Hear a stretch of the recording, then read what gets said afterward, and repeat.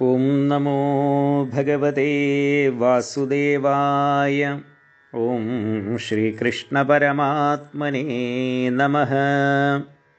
ശ്രീമദ്ഭാഗവതം പ്രഥമസ്കന്ധത്തിൽ 17-ാം അധ്യായം. അഥ സപ്തദശോऽധ്യായഃ. സൂത ഉവാച. തത്ര ഗോമിഥുനം രാജാ ഹന്യമാനമനാഥവത് ദണ്ഡഹസ്തം ച വൃഷളം ദദൃശേ നൃപലാഞ്ഛനം. വൃഷം മൃണാളധവളം മേഹന്തമിവ ബിഭ്യതം വേപമാനം പദേകേനാസീദന്തം ശൂദ്രതാഡിതം. ഗാം ച ധർമ്മദുഘാം ദീനാം ഭൃശം ശൂദ്രപദാഹതാം വിവത്സാം സാശ്രുവദനാം ക്ഷാമാം യവസമിച്ഛതി. പപ്രച്ചരഥമാരൂഢ കാർത്തസ്വരപരിച്ഛദം മേഘഗംഭീരയാ വാചാ സമാരോപിതകർമുകഃ. കസ്ത്വം മത്ശരണേ ലോകേ ബലാധംസ്യ ബലാൻബലി നരദേവോऽസി വേഷേണ നടവൽകർമ്മണ ദ്വിജ. കസ്ത്വം കൃഷ്ണേ ഗതേ ദൂരം സഹ ഗാണ്ഡീവധന്വന ശോച്യോസ്യ ശോച്യാൻ രഹസി പ്രഹരൻ വധമർഹസി.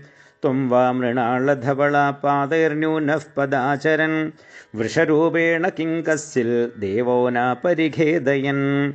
ന ജാതു പൗരവേന്ദ്രാണാം ദുർദണ്ഡപരിരംഭിതേ ഭൂതലേനുപതന്ത്യസ്മിൻ വിനാ തേ പ്രാണിനാം ശുചഃ.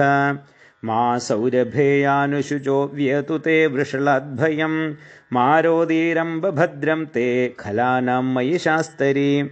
യസ്യ രാഷ്ട്രേ പ്രജാ സർവാ ത്രസ്യന്തേ സാധ്യസാധുഭിः തസ്യ മത്തസ്യ നശ്യന്തി കീർത്തിരായുർഭഗോ ഗതിഃ. ഏഷ രാജ്ഞാം പരോ ധർമ്മോ ഹ്യാർത്താനാമാർത്തിനിഗ്രഹ അതയേനം വധിഷ്യാമി ഭൂതദ്രുഹമസത്തമം.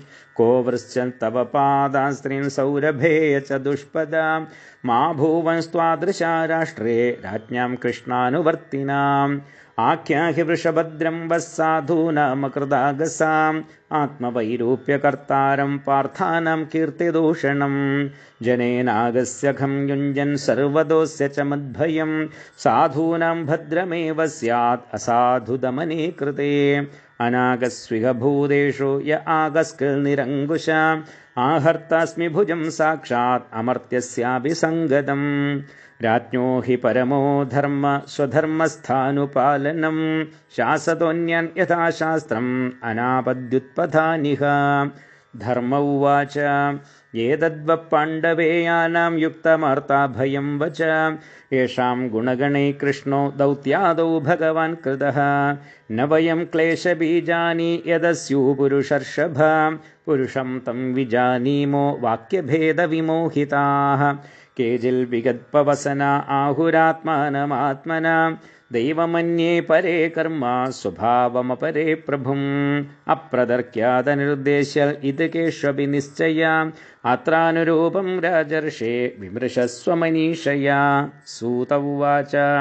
ഏവം ധർമ്മേ പ്രവദതി സ സമ്രാട് ദ്വിജസത്തമാ സമാഹിതേന മനസാ വിഖേദപര്യജഷ്ടതം.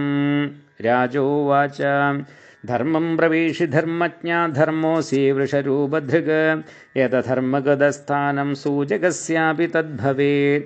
അഥവാ ദേവമായായ നൂനം ഗതിരഗോചര ചേതസോ വചസശ്ചാപി ഭൂതാനാമിതി നിശ്ചയഃ. തപ ശൗചം ദയാ സത്യം ഇതി പാദാകൃതേ കൃതാഃ അധർമാംശൈസ്ത്രയോ ഭഗ്നാ സ്മയസംഗമദൈസ്തവ. ഇദാനീം ധർമ്മപാദസ്തേ സത്യം നിർവർത്തയേദ്യതാ തം ജിഗൃക്ഷത്യധർമ്മോയം അനൃതേനൈധിതഃ കലിഃ. ഇയം ച ഭൂർഭഗവതാ ന്യാസിതോരുഭരാ സതി ശ്രീമദ്ഭിസ്തത്പദന്യാസൈ സർവതഃ കൃതകൗതുകാ.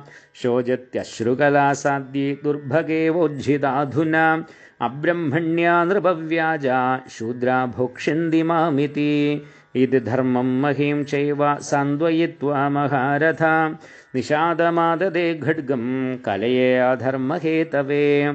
തം ജിഘാംസുമഭിപ്രേത്യ വിഹായ നൃപലാഞ്ഛനം തത്പാദമൂലം ശിരസാ സമഗാത് ഭയവിഹ്വലഃ.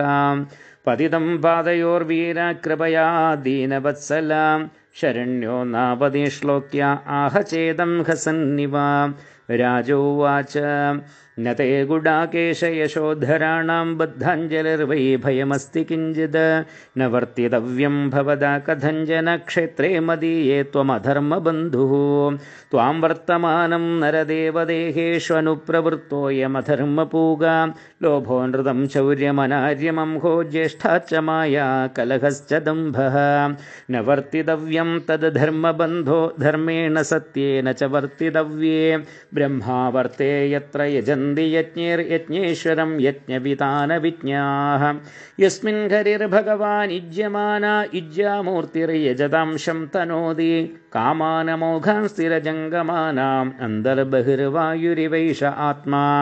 सूत उवाच परीक्षितैवमादिष्टाः सकलिर्जातवे बधू तमुद्यतासि माहेदं दण्डपाणिमिवोद्यतम्। कलिरुवाच यत्र क्वचन वत्स्यामि सार्वभौमतवाज्ञया लक्षये तत्र तत्रापि त्वामात्तेषु शरासनं तन्मे धर्मभृदां श्रेष्ठस्थानं निर्देष्टुमर्हसि यत्रैव नियतो वत्स्या आदिष्ठंस्तेऽनुशासनं।